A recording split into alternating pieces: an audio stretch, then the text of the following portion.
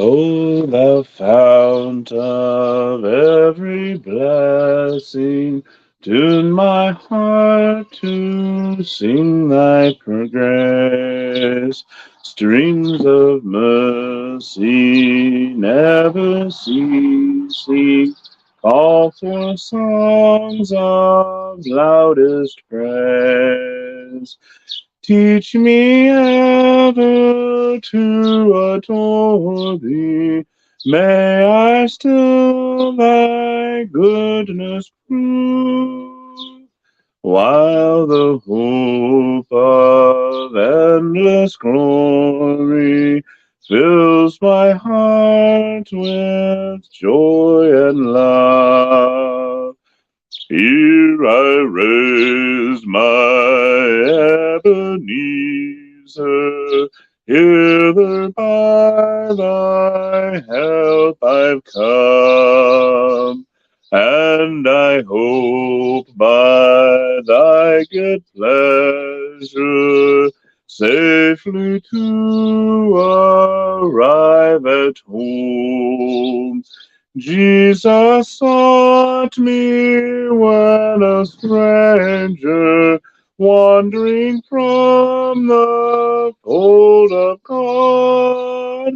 He to rescue me from danger interposed his precious blood. Oh, to grace, how great a debtor daily I'm constrained to be. Let thy goodness like a fetter bind my wandering heart to thee. Never let me wander from thee, never leave the God I love. Here's my heart, oh, take and seal it for thy courts above.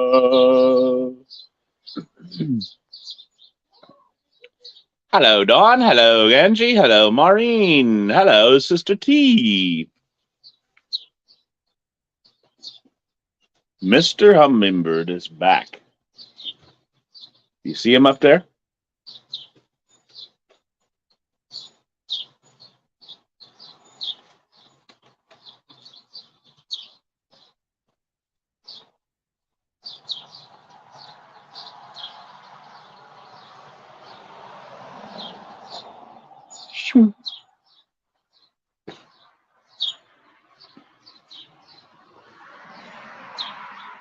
I have a feeling we're going to see a bunch more of the hummingbirds tonight. That was Mr. Hummingbird. Maybe perhaps we'll see Mrs. Hummingbird. Hello, Reba. Good to see you as well. I need a lid for my glass so I don't get flies and stuff in it, please.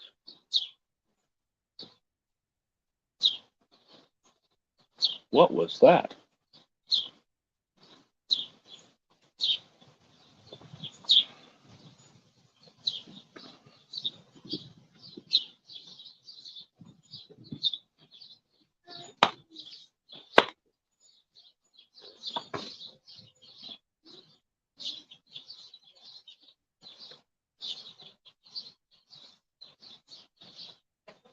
Yes, you'll be seeing me pop in the screen a picture every once in a while, just so that I can actually read the. I guess I can. Yes, Amos has gone to town with O'Shea. Would you please give me a lid for my cup? Song number 2, O'Shea. I mean, Ezra.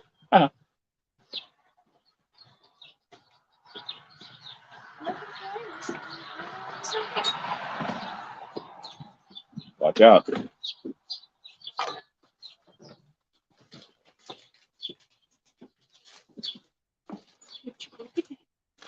The Mr. Hummingbird's been back. Yeah, sorry, the Mr. Hello. Love, if you grab your chair, sit over there, you'll be able to watch Mr. Hummingbird. Yeah, it's pretty. Not right now. Good evening, Kat. You are not late. We haven't started reading.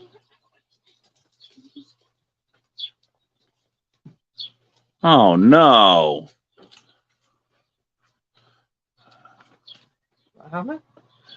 Kat says that they lost another young person in their family to a wreck. She was 22.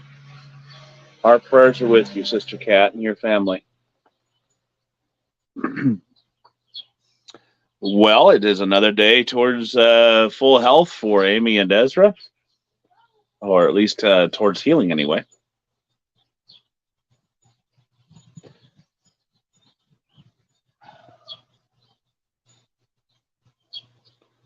Sister T, thank you for asking.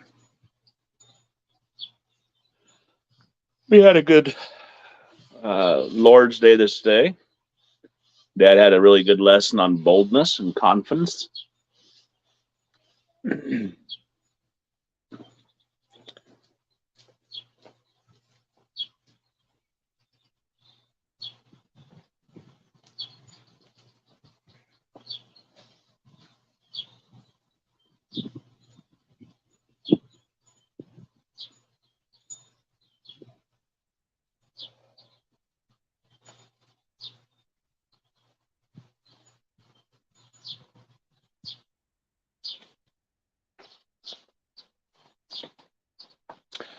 Oh, worship the King, all glorious above, and gratefully sing his wonderful love.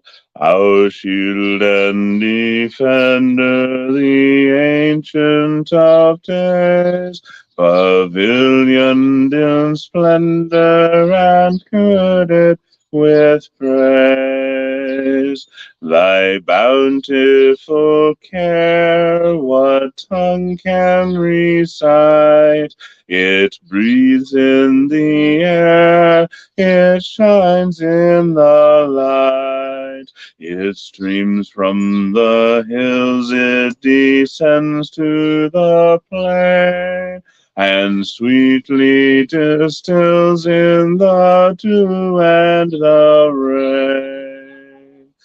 Frail children of dust and feeble as frail, in thee do we trust, nor find thee to fail. Thy mercies, how tender, how firm to the end. Our Maker, Defender, Redeemer, and Friend.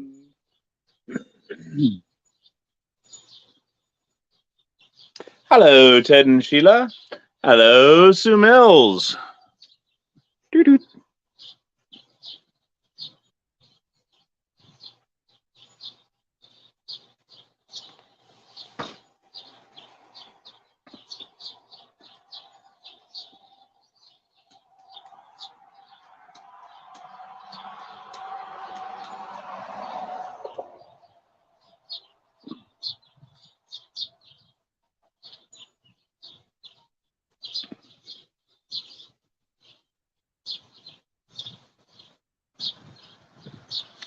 It is a very nice, peaceful day, even if it is a little bit breezy out.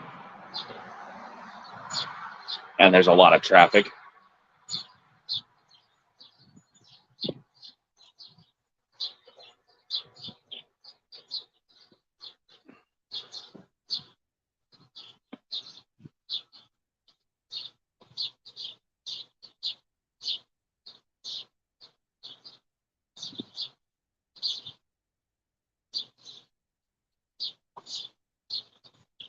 Oh, man.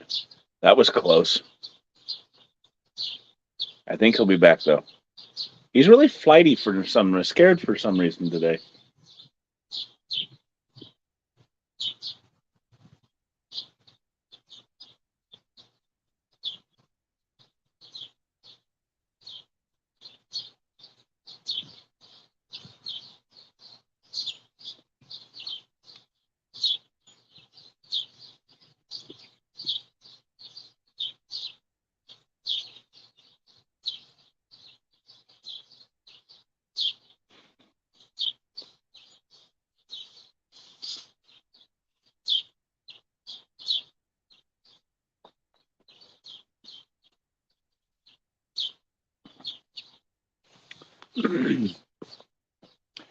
Oh, they tell me of a home far beyond the skies. Oh, they tell me of a home far away.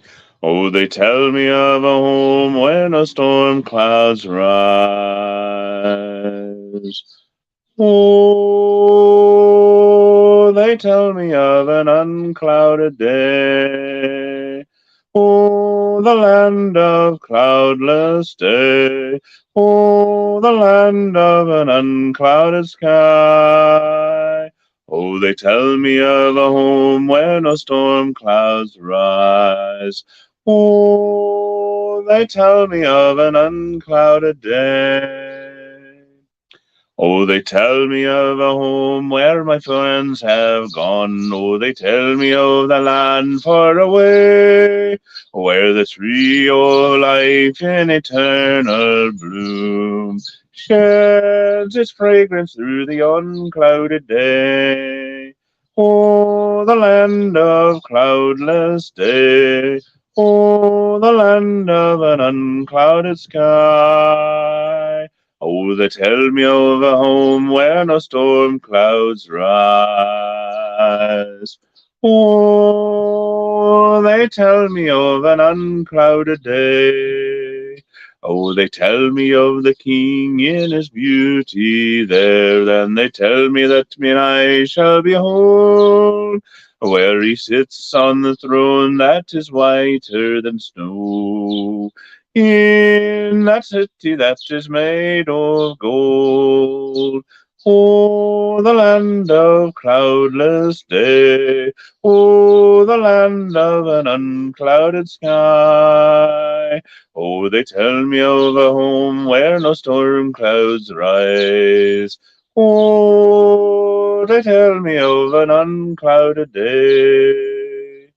Oh, they tell me that he smiles on his children there, and his smile drives their sorrows all away. And they tell me that no tears ever come again in that lovely land of unclouded day. Oh, the land of cloudless day. Oh, the land of an unclouded sky. Oh, they tell me of a home where no storm clouds rise. Oh, they tell me of an unclouded day.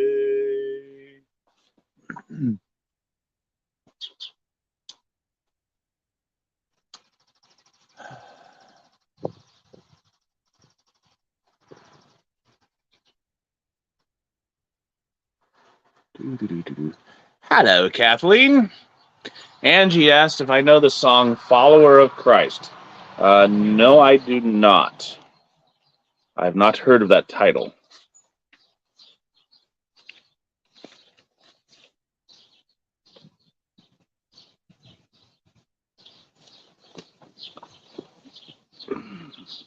Have to send me a link, my sister. Ted and Sheila saw the hummingbird. They have so many hanging baskets on the porch, they won't come to the feeders yet. Hello, Heather. Good to see you. Kathleen says, Kathleen saw Kat's message about the loss in their family. So I'm going to put that over there. Oh, by the way, Sister T, we are in the Blue Songbook tonight, so you can follow along.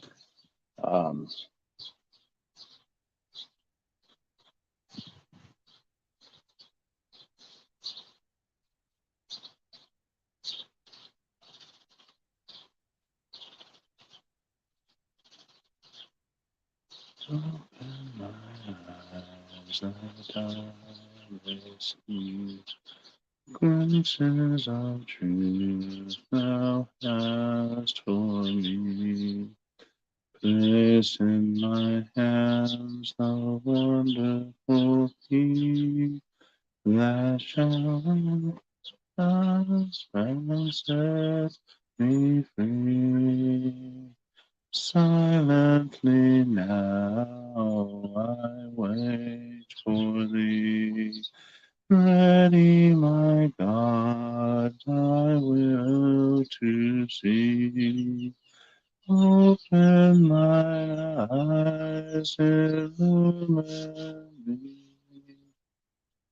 Savior divine,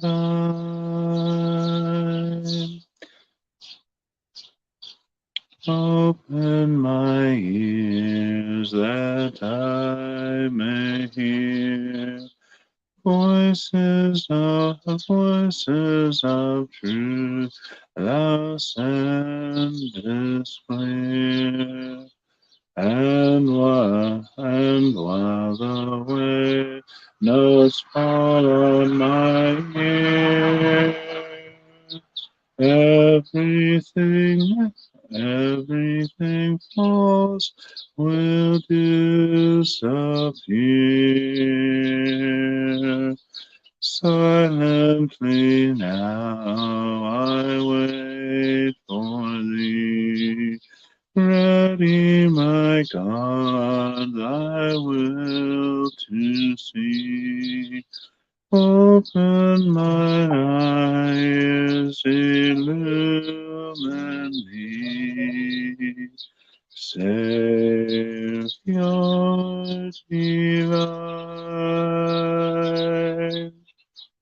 open my mouth and let me bear gladly the warm truth everywhere.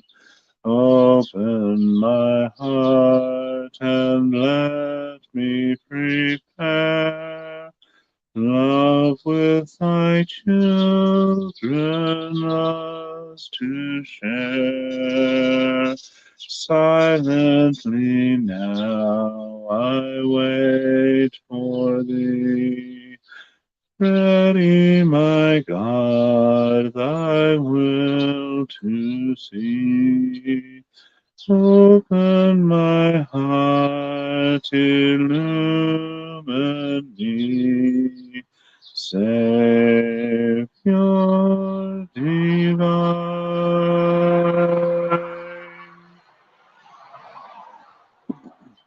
That was number 505, Ezra. That was 505. We're going to be heading to 509 next.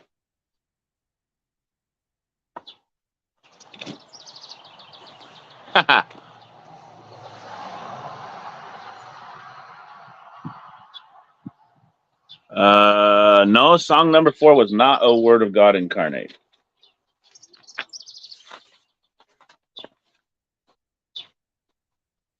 I said we did 500 to 502, and then we jumped over to 505. I meant to tell you which one we were doing next, which was going to be 509, but 505 kind of struck me. It's like, wait a minute, that tune looks familiar. Valina, you can't see me because we're watching this, because the hummingbird has been around.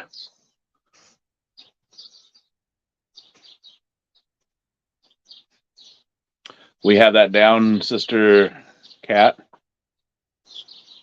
Ezra's on tech.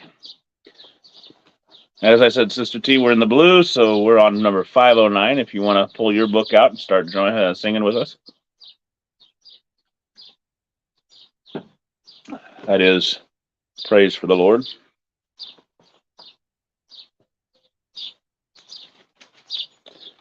The next two songs actually have the same name. It's just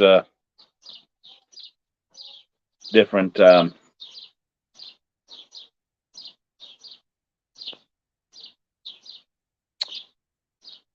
different tunes and slightly different chorus. Ready? Did you get song number 4 done? Oh, well, redo that one. So number 505.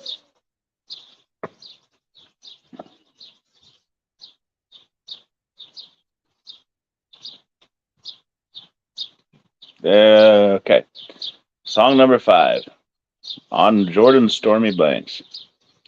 On Jordan's stormy banks I stand and cast a wishful eye to Canaan's fair and happy land where my possessions lie. I am bound for the promised land. I am bound for the promised land. Oh, who will come and go with me? I am bound for the promised land. O'er all those wide o'er all those wide extended plains shines one eternal day. There God the Son forever reigns and scatters night away. I am bound for the promised land. I am bound for the promised land. Oh, who will come and go with me? I am bound for the promised land. When shall I reach that happy place and be forever blessed? When shall I see my Father's face and in his bosom rest? I am bound for the promised land. I am bound for the promised land. Oh, who will come and go with me? I am bound for the promised land. Filled with delight, my happy soul would here no longer stay. Though Jordan's waves around me roll, fearless I'd launch away. I am bound for the promised land. I am bound for the promised land. Oh, who will come and go with me? I am bound for the promised land.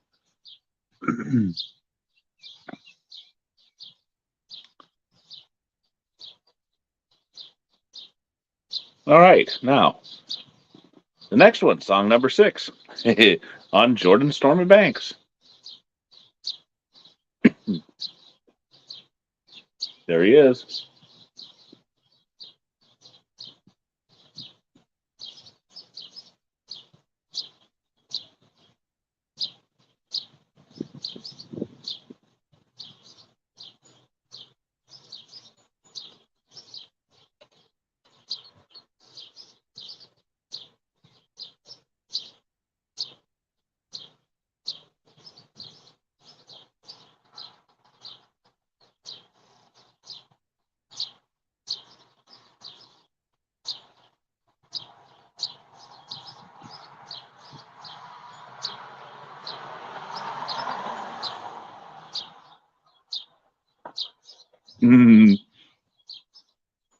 I'm kind of wondering, Ezra,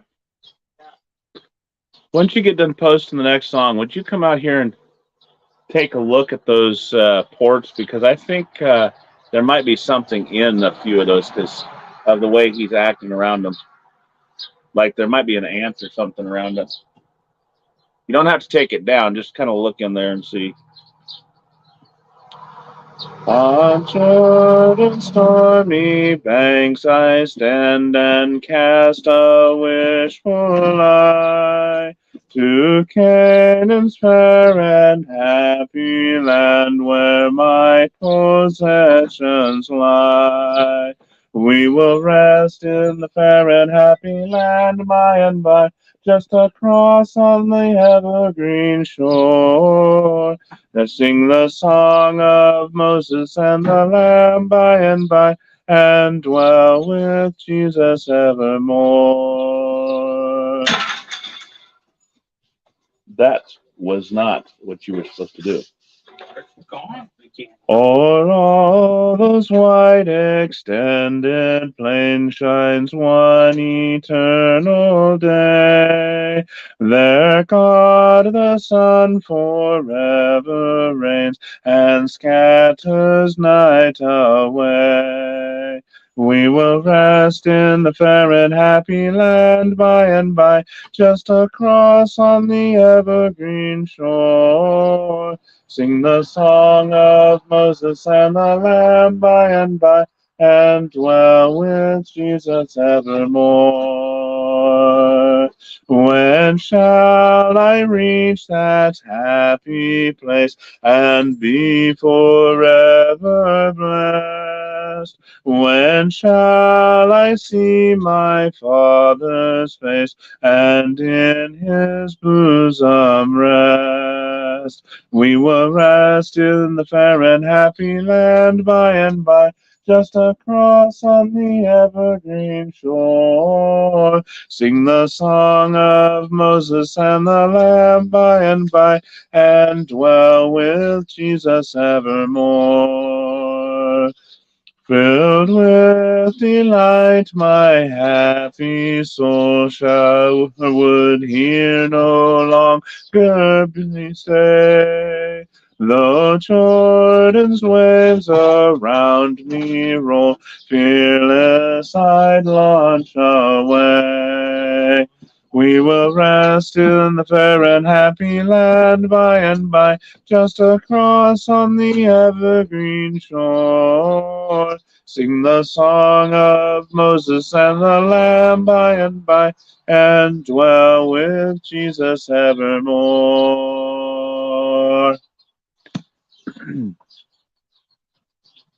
Thank you, Kat. I thought so too. But then again, most people would say that I'm biased. Hello, Sister Debbie.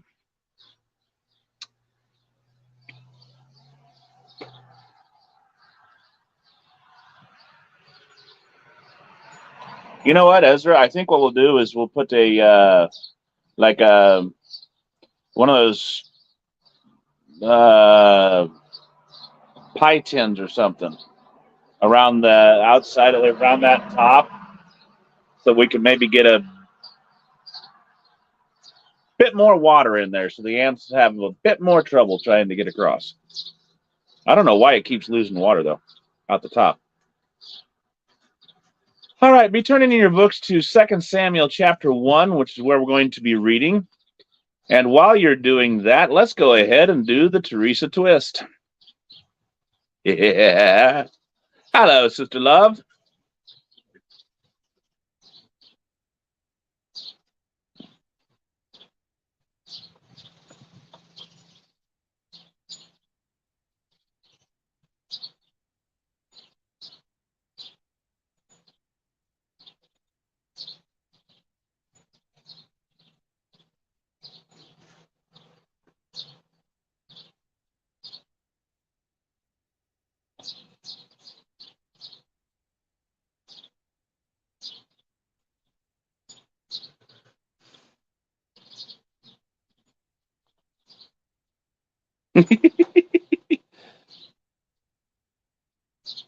We can give Sister Love our love. I've given her my love.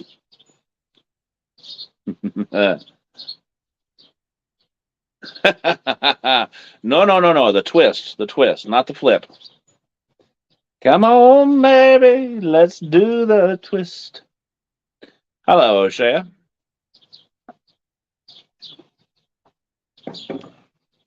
You know, kind of like you put your left foot in, you put your left foot out, you put your left foot in, and you shake it all about.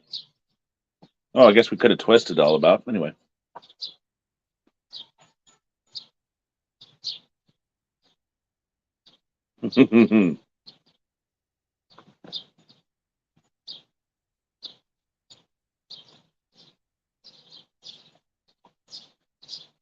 Well, see, we've got the DCG Shuffle, we've got the Pat Trot, we've got the Sam Stomp, Teresa Twist,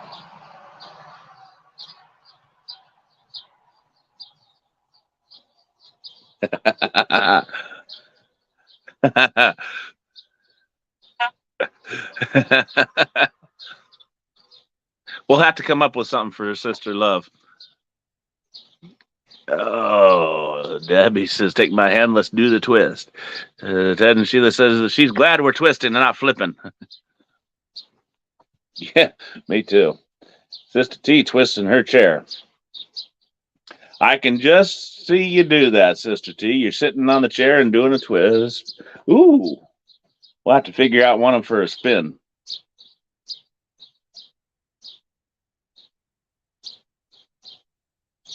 Yeah, these are just,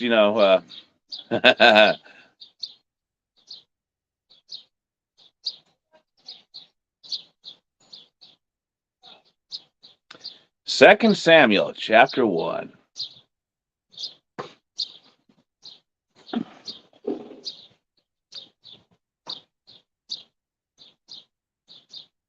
Darlene says, Cat, I've got to watch it later. That's talking of Dad's lesson.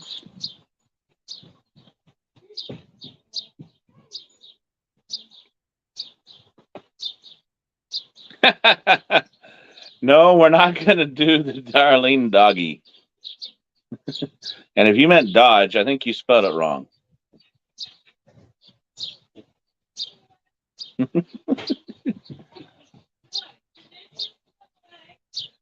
Shoo Elizabeth.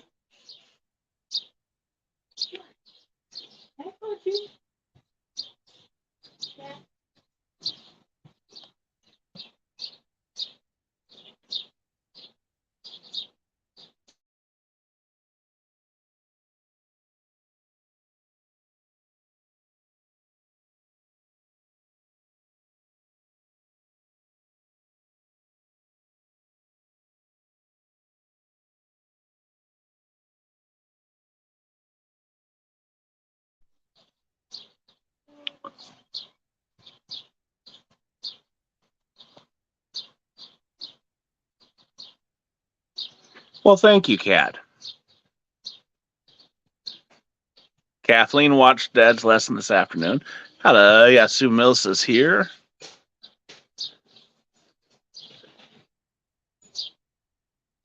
All right, let's go ahead and read, y'all. Now it came to pass after the death of Saul, when David had returned from the slaughter of the Amalekites. And David stayed 2 days in Ziklag. On the third day, behold, it happened that a man came from Saul's camp with his clothes torn and dust on his head. So it was, when he came to David, that he fell to the ground and prostrated himself. And David said to him, Where have you come from? So he said to him, I have escaped from the camp of Israel. Then David said to him, How did the matter go? Please tell me. And he answered him, The people have fled from the battle. Many of the people are fallen and dead, and Saul and Jonathan his son are dead also. So David said to the young man who told him, How do you know that Saul and Jonathan and his son are dead? Then the young man who told him said, As I happened by chance to be on Mount Gilboa, there was Saul leaning on his spear. And indeed the chariots and horsemen followed hard after him. Now when he looked behind him, he saw me, and he called to me, and I answered and answered, Here am I. And he said to me, Who are you? So I answered him, I am an Amalekite. He said to me again, Please stand over me and kill me, for anguish has come upon me, but my life still remains in me. So I stood over him and killed him, because I was sure that he could not live after he had fallen. And I took the crown that was on his head and the bracelet that was on his arm, and have brought them here to my lord. Therefore David took hold of his own clothes and tore them, and so did all the men who were with him. And they mourned and wept and fasted until even for Saul and for Jonathan his son. for the people of the Lord and for the house of Israel, because they had fallen by the sword.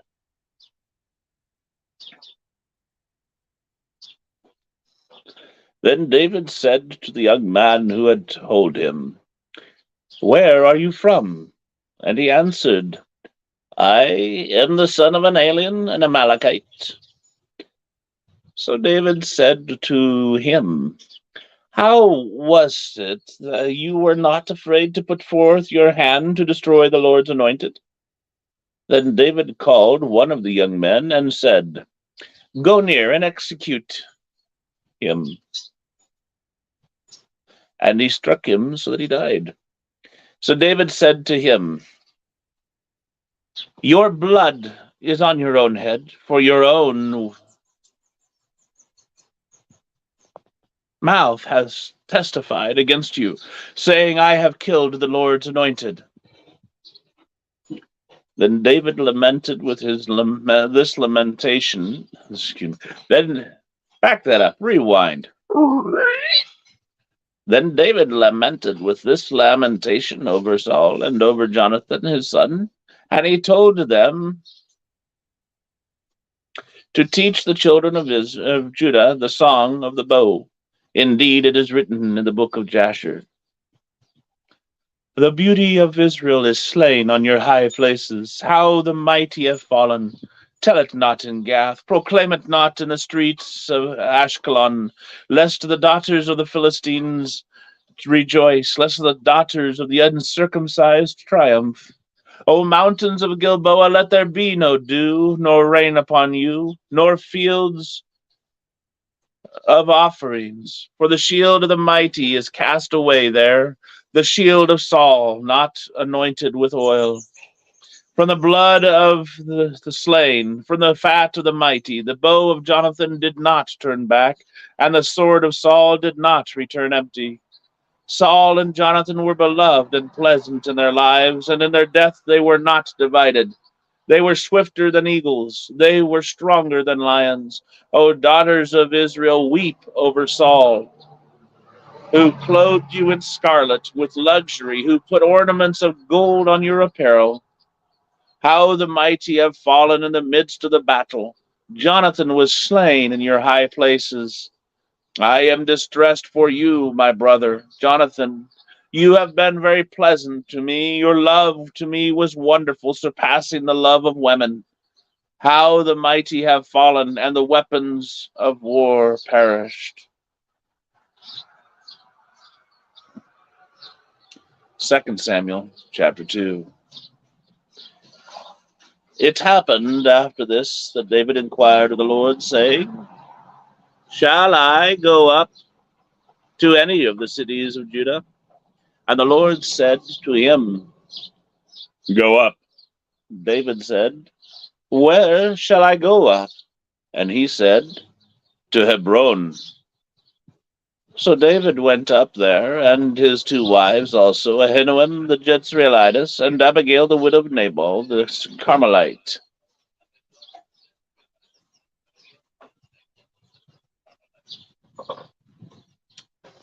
And David brought up the men who were with him, every man with his household, so they dwelt in the cities of Hebron.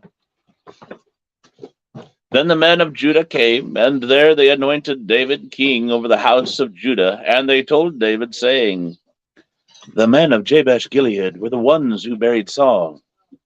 So David sent messengers to the men of Jabesh Gilead, and said to them,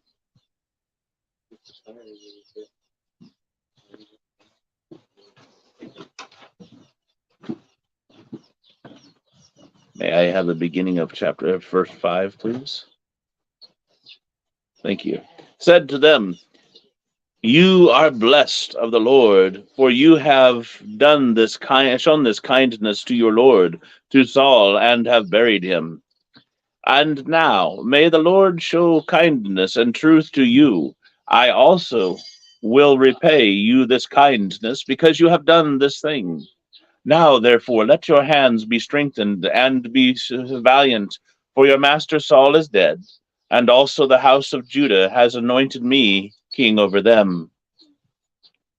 But Abner, the son of Ner, commander of Saul's army, took Ishbosheth, the son of Saul, and brought him over to Mahanaim. And he made him king over Gilead, over the Asherites, over Jezreel, over Ephraim, over Benjamin, and over all Israel. Ishbosheth, Saul's son, was 40 years old when he began to reign over Israel, and he reigned 2 years. Only the house of Judah followed David. And the time that David was king in Hebron over the house of Judah was 7 years and 6 months.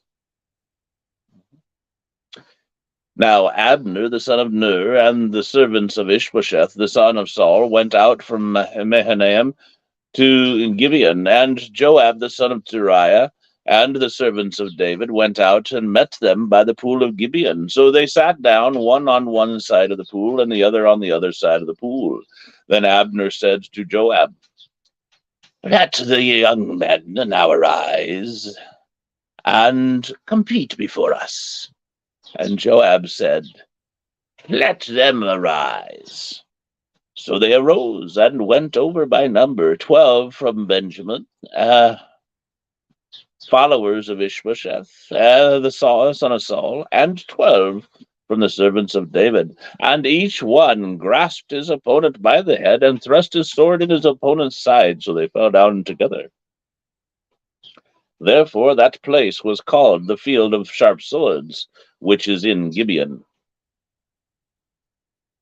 So there was a very fierce battle that day, and Abner and the men of Israel were beaten before the servants of David. Now the 3 sons of Zeruiah were there, Joab, Abishai, and Asahel. And Asahel was as fleet of foot as a wild gazelle. So Asahel pursued Abner, and in going he did not turn to the right hand or to the left from following Abner. Then Abner looked behind him and said, "Are you Asahel?" He answered, "I am."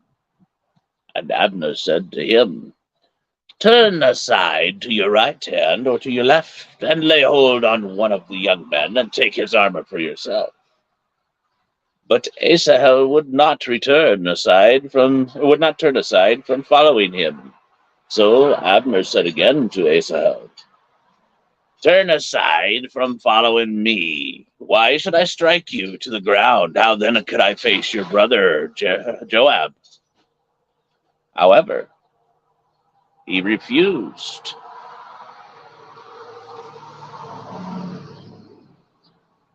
To turn aside. Therefore Abner struck him in the stomach with the blunt end of the spear, so that the spear came out his back, and he fell down there and died on the spot. So it was that as many as came to the place where Asahel fell down and died stood still. And Joab and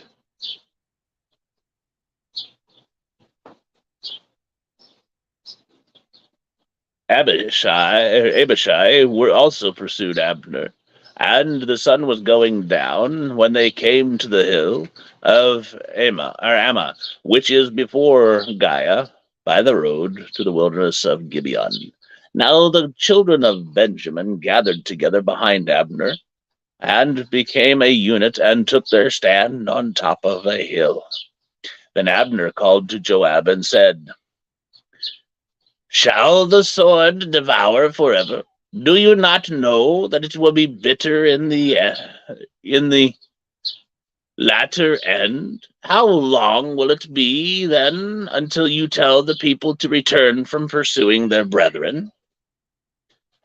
And Joab said, "As God lives, unless you had spoken, surely then by morning all the people would have given up pursuing their brethren."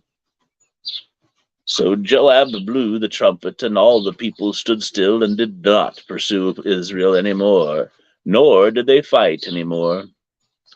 Then Abner and his men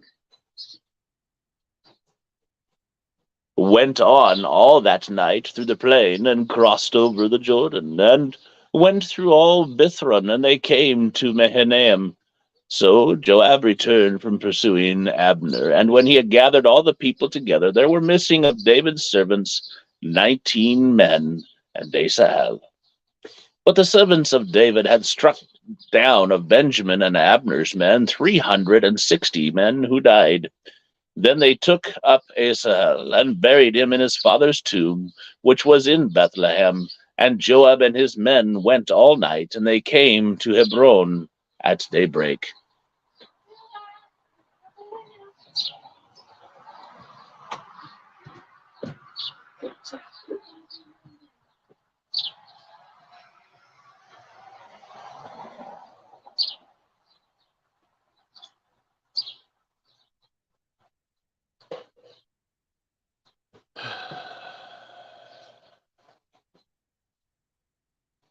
Second Samuel chapter 3.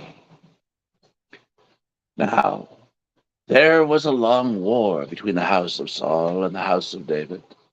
But David grew stronger and stronger, and the house of Saul grew weaker and weaker.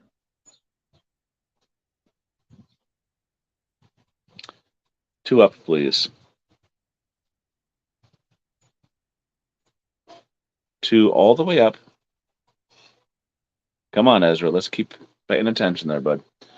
Sons were born to David in Hebron. His firstborn was Amnon by Ahinoam the Jezreelitess. His second, Caleb by Abigail, the widow of Nabal, the Carmelite. The third, Absalom, the son of Maacah, the daughter of Talmai, king of Geshur.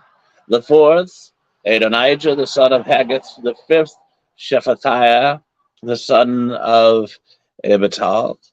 And the sixth, Ithream, by David's wife, Eglah. These were born to David in Hebron. Now it was so, while there was war between the house of Saul and the house of David, that Abner was strengthening his hold on the house of Saul. And Saul had a concubine whose name was Rizpah, the daughter of Aiah. So Ishbosheth said to Abner, "Why have you gone into my father's concubine?" Then Abner became very angry at the words of Ishbosheth and said, "Am I a dog's head that belongs to Judah? Today I show loyalty to the house of Saul your father, to his brothers and to his friends, and have not delivered you into the hand of David.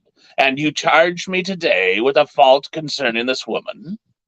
May God do so to Abner, and more so, if I do not do for David as the Lord has sworn to him, to transfer the kingdom from the house of Saul and set up the throne of David over Israel and Judah, and over Judah from Dan to Beersheba." And he could not answer Abner another word, because he feared him. Then Abner sent messengers on his behalf to David, saying, "Whose is the land?" Saying also, "Make your covenant with me. Indeed, my hand shall be with you to bring all Israel to you."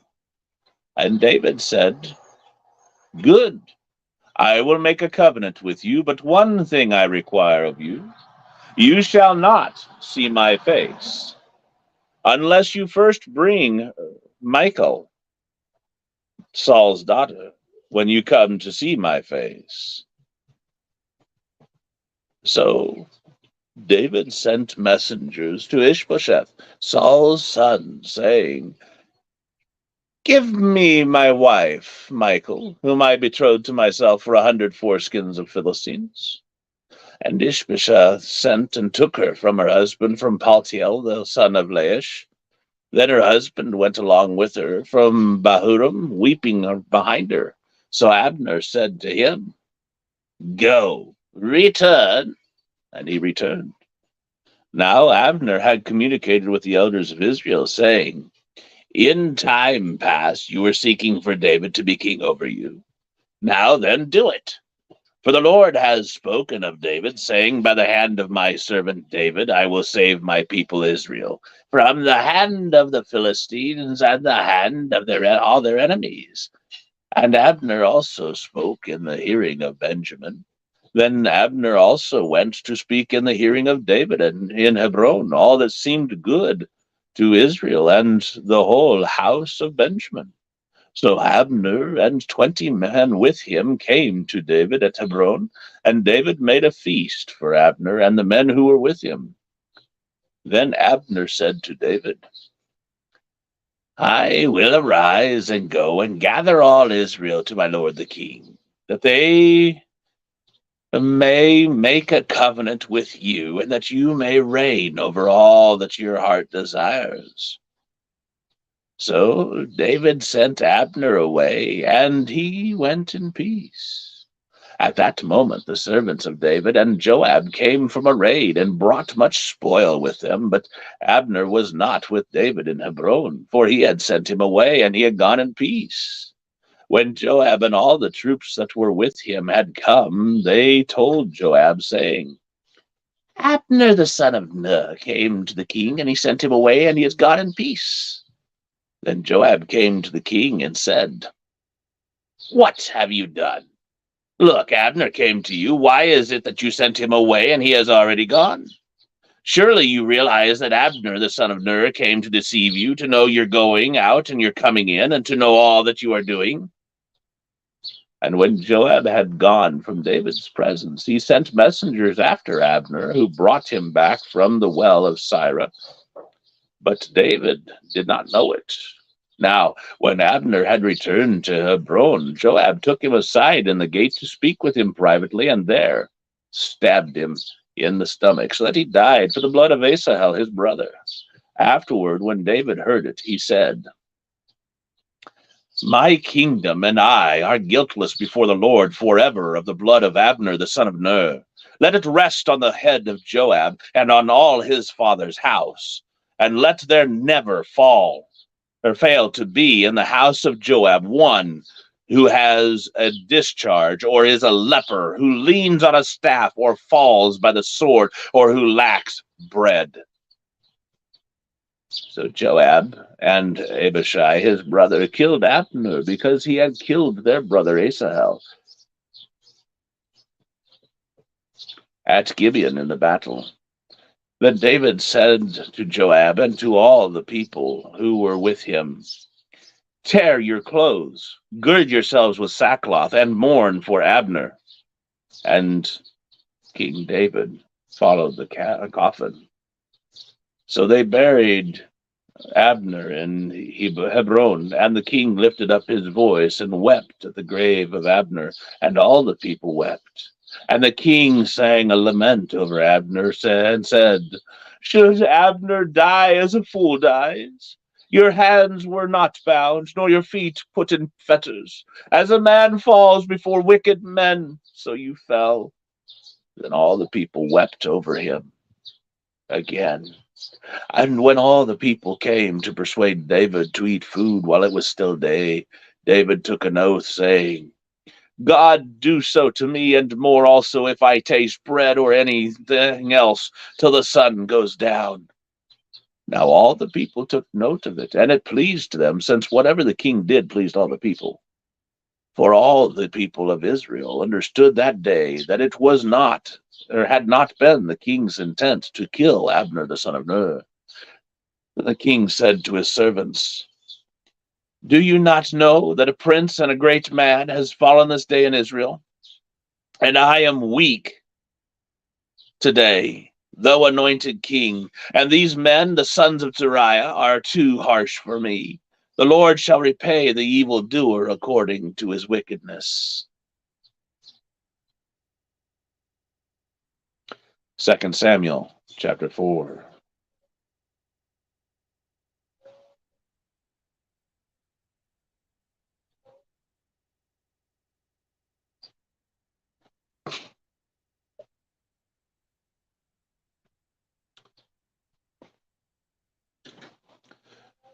When Saul's son heard that Abner had died in Hebron, he lost heart, and all Israel was troubled. Now Saul's son had 2 men who were captains of troops. The name of one was Baanah, and the name of the other was Rechab. the sons of Ramon, the Beerothites, of the children of Benjamin. For Beeroth was also part, or also was part of Benjamin, because the Beerothites fled to Gittaim and have been sojourners there until this day. Jonathan, Saul's son, had a son who was lame in his feet. He was 5 years old when the news about Saul and Jonathan came from Jezreel, and his nurse took him up and fled. And it happened, as she made haste to flee, that he fell and became lame. His name was Mephibosheth. Then the sons of Ramon the Beerothite, Rechab and Baanah, set out and came at about the heat of the day to the house of Ishbosheth, who was lying on his bed at noon. And they came there all the way into the house as though to get meat or wheat, and they stabbed him in the stomach.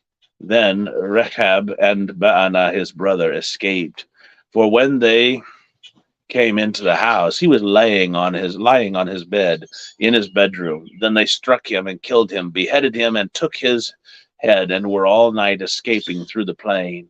And they brought the head of Ishbosheth to David at Hebron, and said to the king, "Here is the head of Ishbosheth, the son of Saul, your enemy, who sought your life. And the Lord has avenged my lord, the king, this day, of Saul and his descendants." But David answered Rechab and Baanah his brother, the sons of Ramon, the Beerothite, and said to them, "As the Lord lives, who has redeemed my life from all adversity, when someone told me, 'Look, Saul is dead,' thinking to have brought good news, I arrested him and had him executed in Ziklag. The one who thought I would give him a reward for his news. How much more when wicked men have killed a righteous person in his own house on his bed? Therefore, shall I not now require his blood at your hand and remove you from the earth?" So David commanded his young men, and they executed them, cut off their hands and feet, and hanged them above the pool, or by the pool in Hebron. But they took the head of Ishbosheth and buried it in the tomb of Abner in Hebron. 2 Samuel chapters 1 through 4. Howdy, howdy, howdy, Brother Pat. Hello, Brother Sam, and good evening, Mother.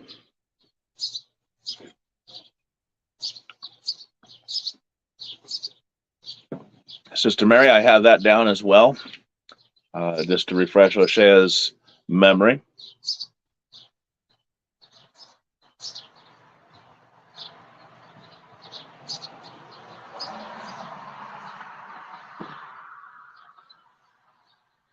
Are there any other announcements that need to be made at this time?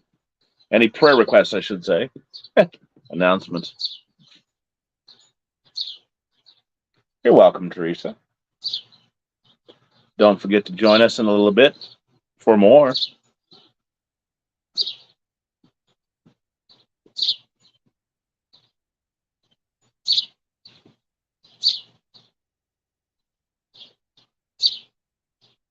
Yes, it is very pleasant this evening, Mother.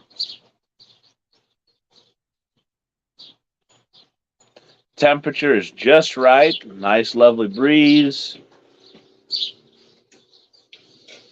Thank you, Sister Reba. You're welcome.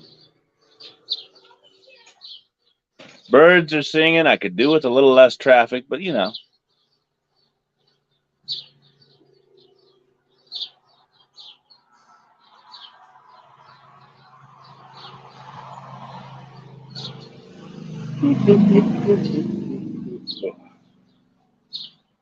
Not ready for tomorrow, huh? I don't think we all are.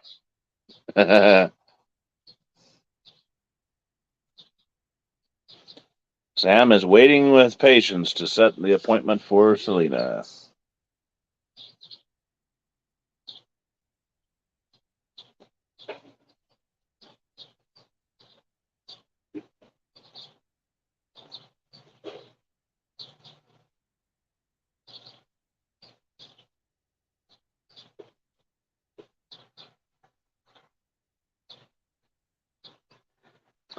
Interestingly enough, the chickens aren't being noisy tonight. No, they've put themselves Cat up. says, we all appreciate you and your precious family. Thank you, Cat. Oh, And you're our family as well. Each and every one of you. the chickens have put themselves up. That's what I said. Someone's starting up a motorcycle off in the distance, and I'm like, what in the world is that thunder? Can you hear me? We need a reunion, family. We got to get it together. I don't think he can.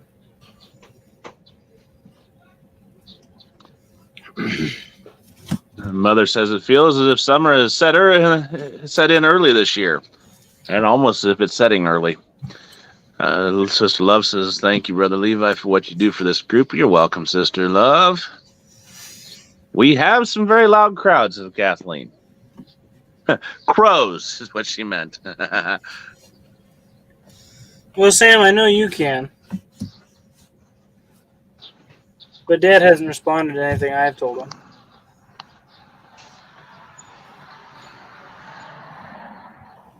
I didn't hear much of anything you said, but anyway.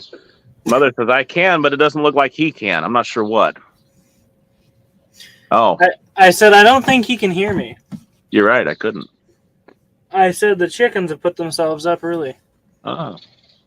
I don't know why. Could mean bad weather's coming. Could be. Yeah, they just got a wild hair and just Feather. Well, they do have hair. They do. But they're known for their feathers. Right. But if they get a wild hair.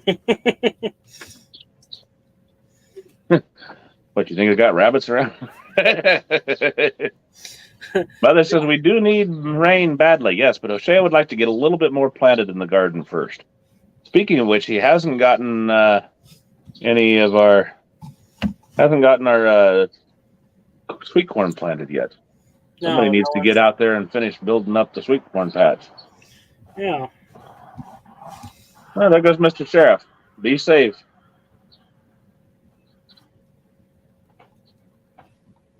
Had a little sparrow on the porch here.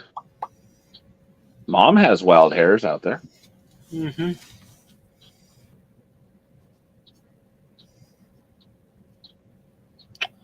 Boy, them sparrows are getting really bored. Do I need ornamental corn? No, I do not need ornamental corn. I think we still have some glass gem somewhere around here. Oh, yeah, we have a whole package. You bought me Early to bed and early to rise. That's the mentality of the chicken. Yeah, that's why they get up about 2 o'clock in the morning and start crowing. Do we have green peppers? Well, the leaves are green right now. There aren't any peppers set on yet, Sam. I have flowers, which are baby peppers.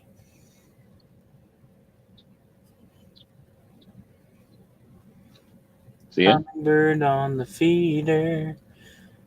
Look at that hummingbird zip around the little feeder up there. Bring me up solo.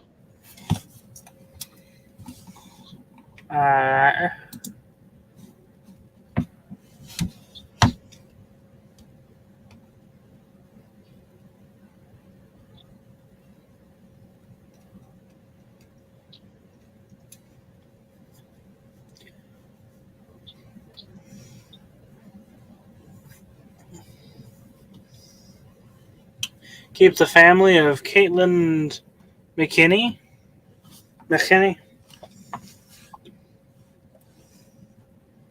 Yeah. in our prayers.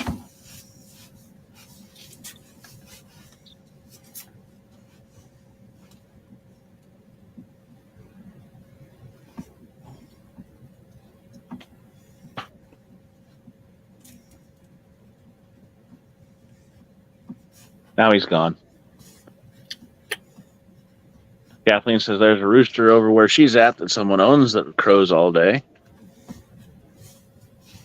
Yummy, Debbie. Stuffed green peppers. Oh, don't make me hungry. I just ate. Mother says our cabbages are needing rain. Is that what? Yeah, that was Buddy's tractor. That is Frank, our tractor.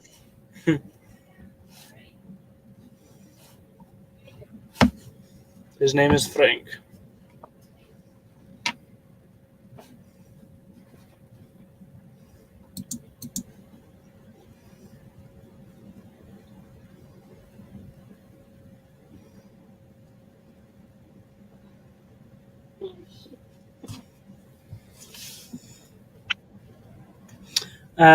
Mary, that would be the Tyndale family, right?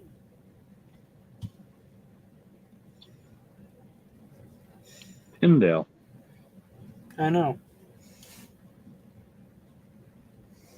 Mary says that her daughter and husband and family are burying her son-in-law's mother tomorrow. Tyndale. Trying to remember what his first name was. William? Was it William? I don't know if it was William. William Tyndale?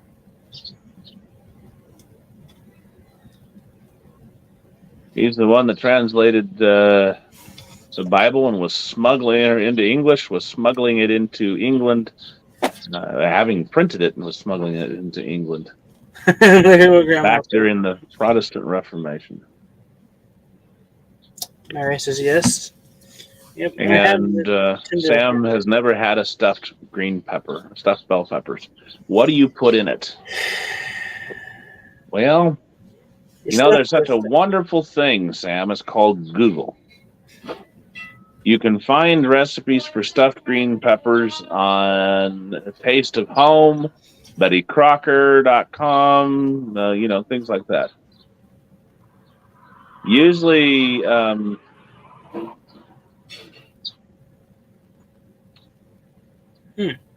oh, it's Tyndale, not Tyndale. Well, it's spelled, Tyndale? Tim, D-A-L-L-E. I just, Tyndale. Tyndale is what I thought. You take care, Sister Love. You have a good night. Teresa's made them with meat, about what you want.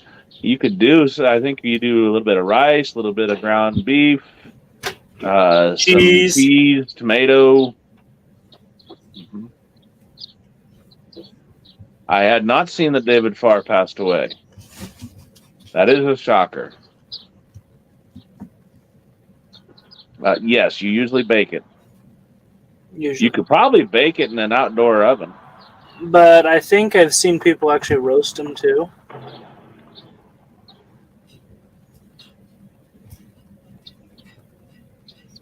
Pat's stuffed peppers have meatloaf in them. Debbie says, years back, my grandmother and my uncle were traveling around. They seen a sign, drove to this place that they thought was peppers. So my grandmother says, we would like some of your bell peppers, the fattest ones you got for stuffing. Feller says, I don't know. Let me ask my wife. So she came out and said, where did you see I had a sign for peppers? My grandmother said, oh, a mile down the road. They said, it said puppies.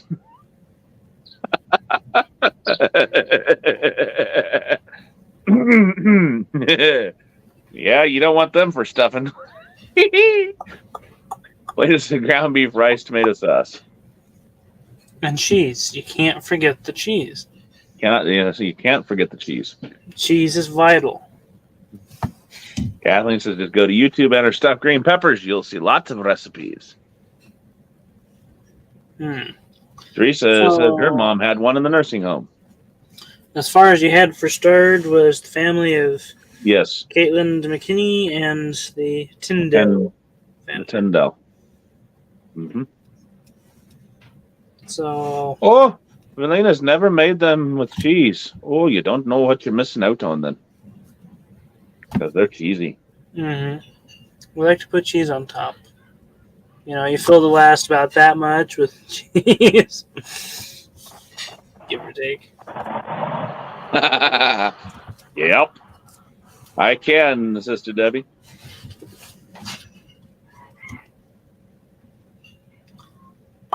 Mother was wanting to know if Sister T, if it was puppies in the nursing home that she had.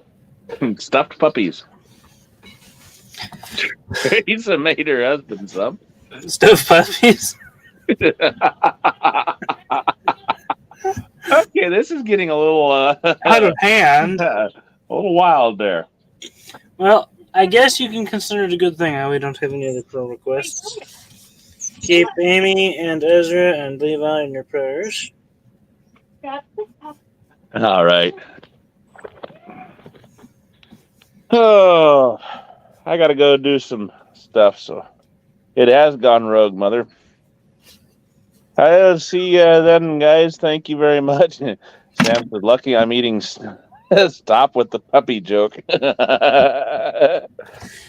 Our conversations weren't unrogue. No. Evidently, they're not in vogue either. Don't go anywhere with that. We'll see you after a while, guys. Thank you. Love you. Hello. Greetings and salutations.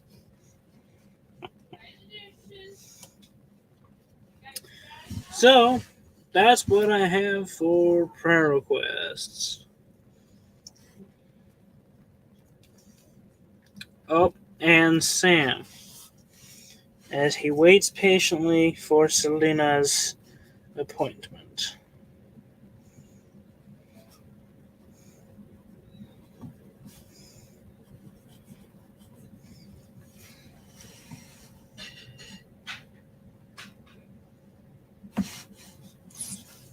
Kathleen says, hello, O'Shea. Hello, Kathleen. Good to see you.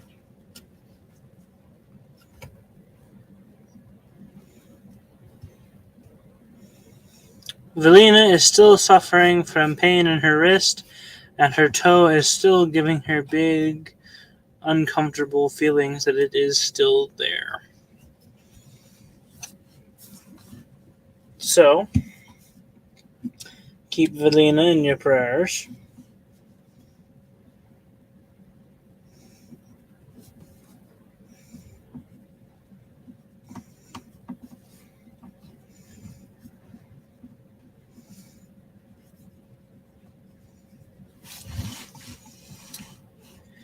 Velina! She's not having fun with this toe pain.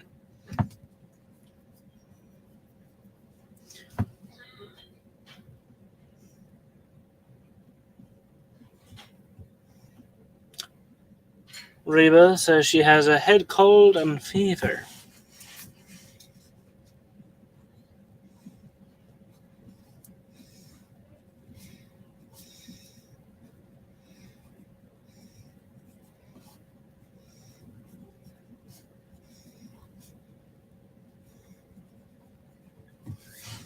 Prayers for you, sister.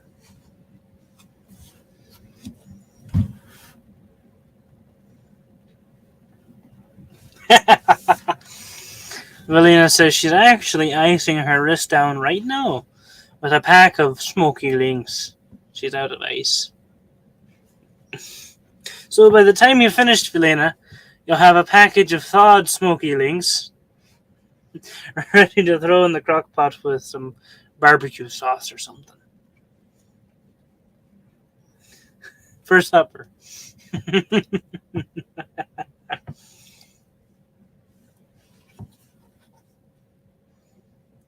Mary says, I hope you feel better soon.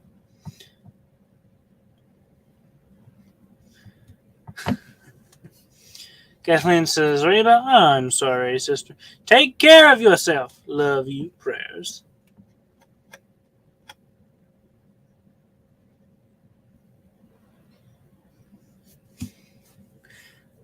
Elena says, ready to cook. LOL.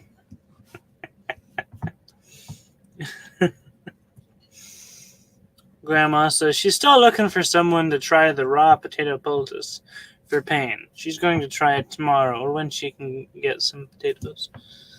Grandma here has read somewhere online that if you grate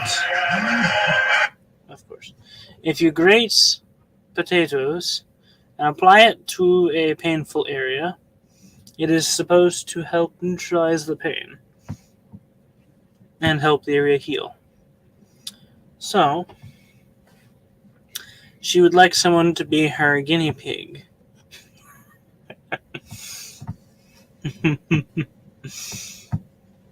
Reba says, thank you so much. You are very welcome, Sister Reba. Grandma says, I know. Sounds weird. But sometimes it's those weird sounding things that work. Valina! Hey, Grandma, you have your first bit of actual experience here. Valina says, we used to do that for infections or bug bites when we were little, and it worked.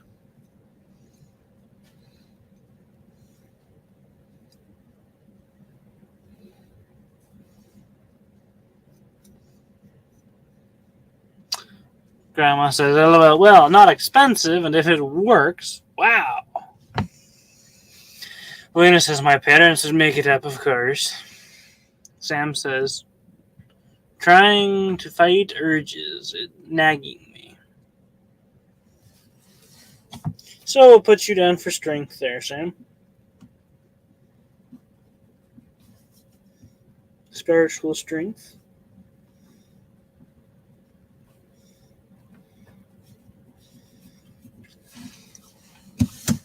And so with that, y'all, let's be settling our minds down and preparing to go to God in prayer.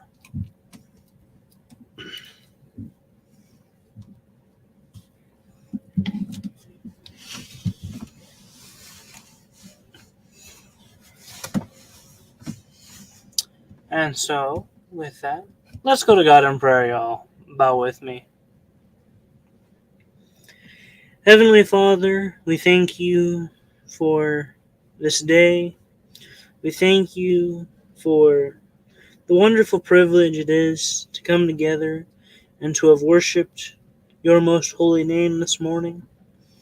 We thank you for your word and for giving it to us and allowing us to be able to understand it, to know what you find pleasing.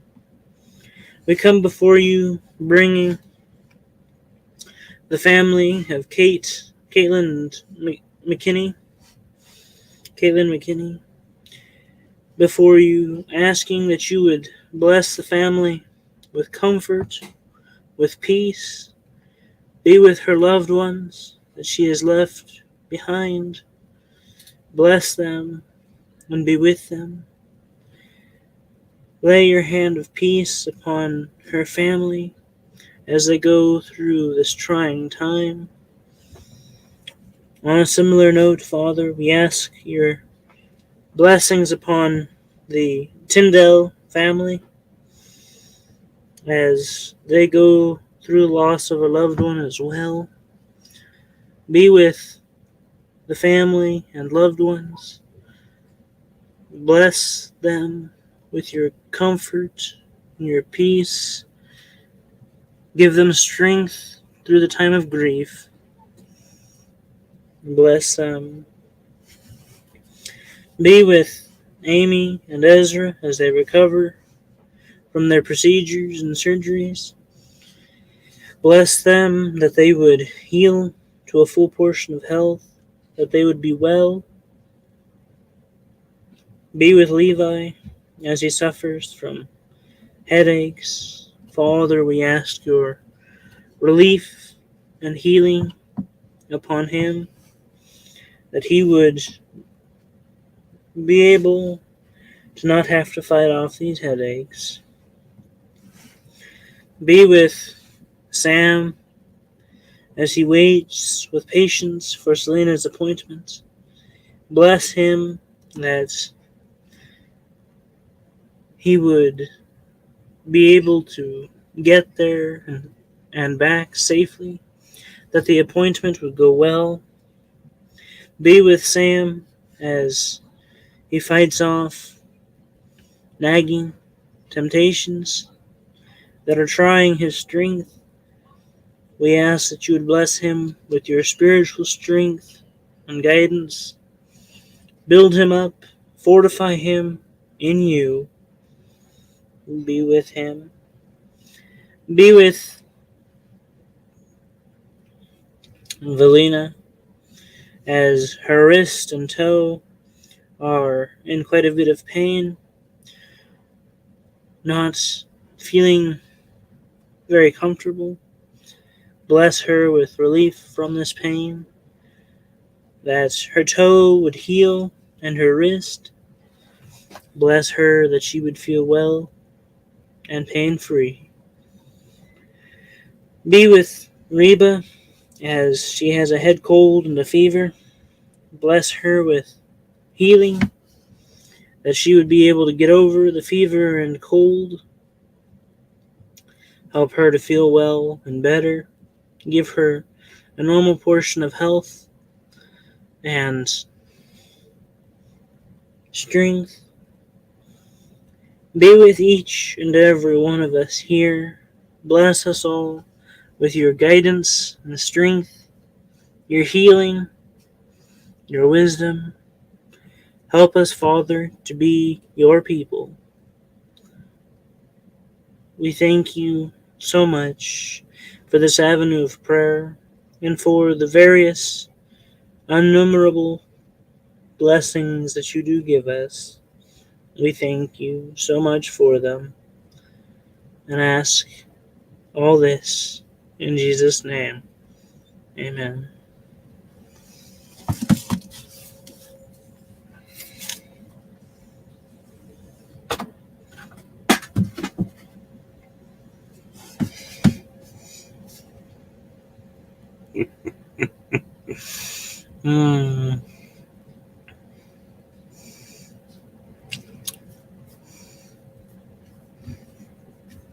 Grandma says, to bite your tongue?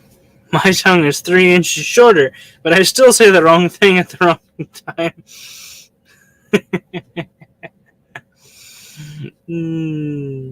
Kathleen says, thank you, Ajay. Have a good night, everyone. Loved all. You are very welcome there, Sister Kathleen. You have a wonderful night. Love you, sister. Everyone's a little slow tonight, it looks like. I don't blame them. Kathleen is laughing there, Grandma.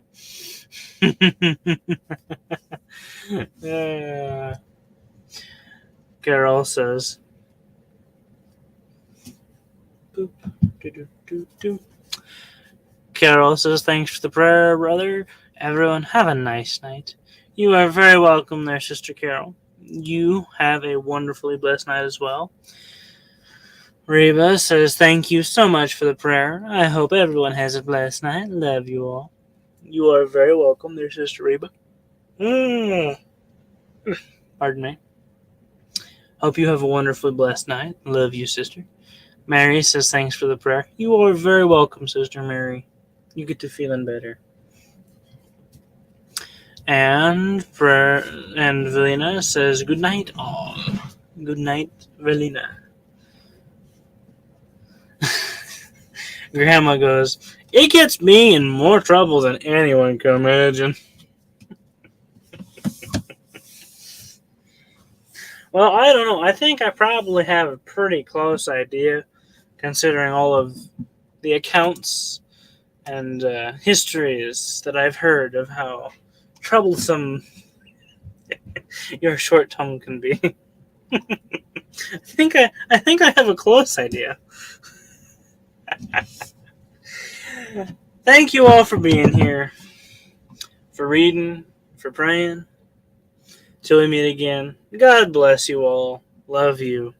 Bye-bye.